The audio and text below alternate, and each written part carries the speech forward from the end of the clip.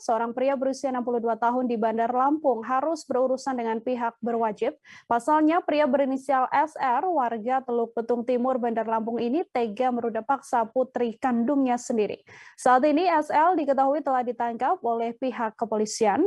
Tindakan asusila pelaku terhadap putrinya sudah berlangsung sejak 3 tahun lalu. Saat itu sang putri yang berinisial SP masih berusia 12 tahun. Informasi lebih lengkapnya Saudara Joviter Husin, wartawan Tribun Lampung sudah tersambung bersama dengan kami dan akan memberikan informasi lebih lengkapnya untuk Anda. Joviter, selamat siang. Silahkan dengan laporannya.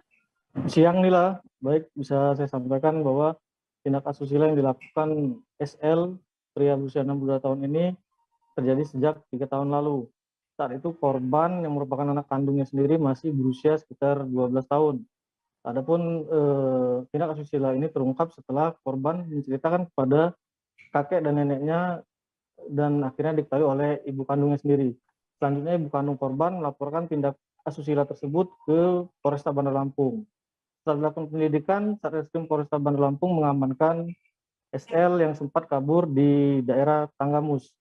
Saat ini tersangka sudah diamankan di Mapolresta Bandar Lampung untuk proses penyidikan lebih lanjut.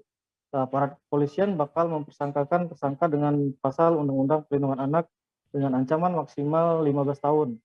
Bahkan tersangka bakal dikenakan pemberatan mengingat masih ada hubungan keluarga dengan korban.